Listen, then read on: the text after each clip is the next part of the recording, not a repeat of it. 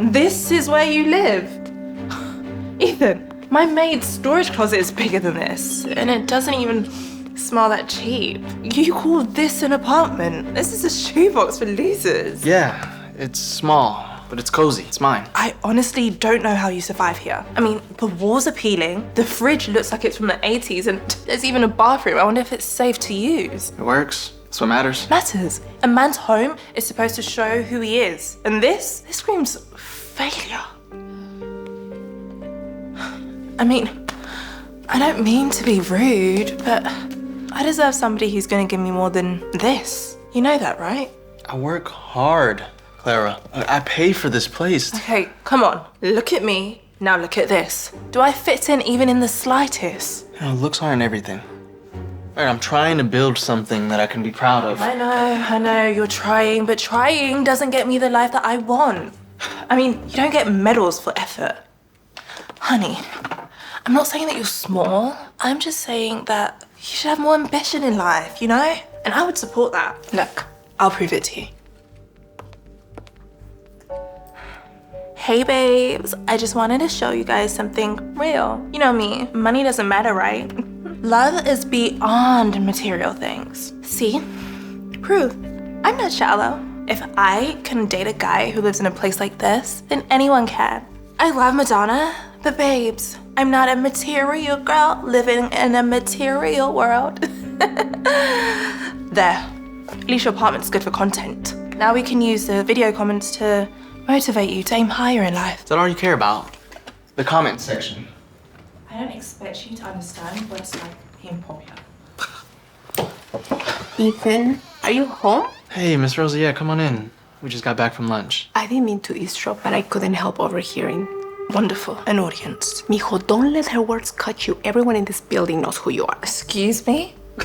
Ethan, are you gonna let this woman with baggy mum jeans speak to me like that? Clara, watch your tongue. Miss Rosa here is a dear friend of mine. You wanna laugh at his walls? At his floors? Let me tell you something, miss. When the landlords raised the rent last winter, Ethan refused. He said people first, family first. If it hadn't been for him, half of us would be on the street right now. Oh, please, save your charity sob story. What is this, an after-school special? He could live upstairs in the nicest unit building. He owns it, the whole thing.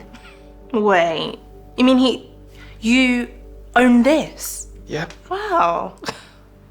Congratulations, Ethan. You own a dump. Should I clap? A dump that shelters 20 families. And he chose to live in the smallest apartment building so that families and children can have bigger spaces. Yeah, I grew up in far worse places than this. So when I had the chance, I bought this building. Now, I could have lived it up big, but I chose to live small so that people could have a better life. You see, this is who I am, Clara. I'm not gonna apologize for it. Touching story, really. Almost had me at tears, crying with laughter. I mean, if you really cared about your future, you'd be living in a penthouse by now, not rotting over here. Don't dress mediocrity like it's noble. Listen, this man works harder than anybody that I know. Fixes every leaky pipe, patches every wall, shovels the snow by himself so that the rent doesn't go up. That is not mediocrity. That is heart. Yeah, well, he's still not worthy of me. Oh, Daddy's here to pick me up. Excuse me. I need to get this old place smell off.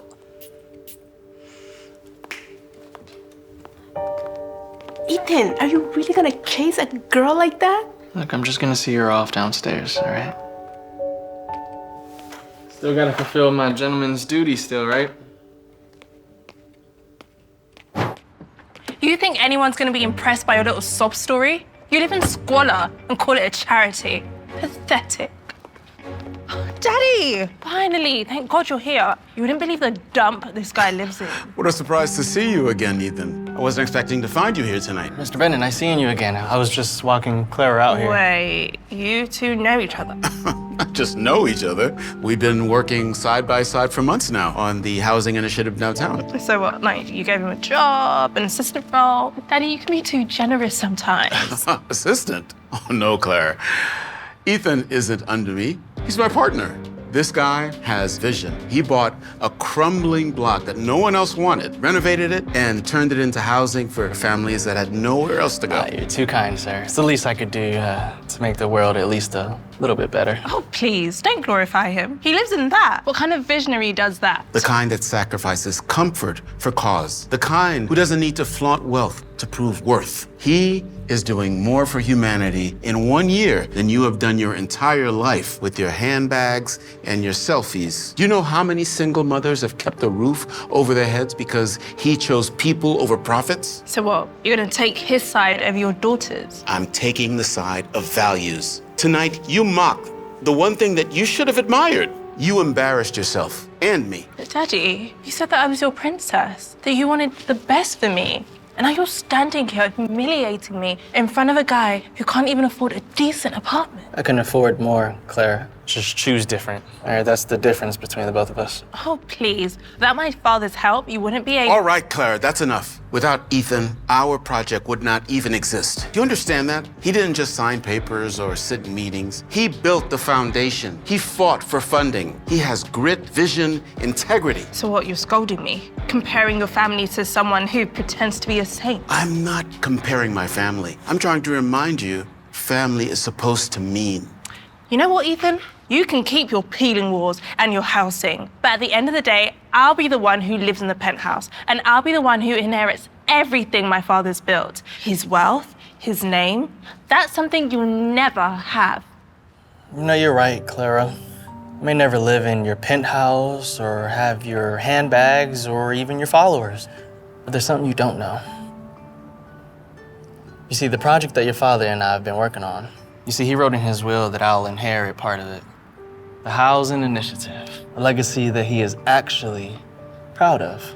So the future that you think that you're entitled to, or the empire you think that is waiting for you, it belongs to me. No. You're lying. Daddy, tell him that he's lying. Tell him that this is a joke. No, Clara, it is not a joke. Ethan is the man that I trust with my legacy. He has proven himself. He deserves it. You're choosing him over your daughter, over blood. I'm choosing values over vanity.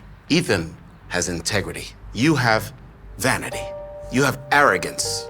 Ethan builds houses.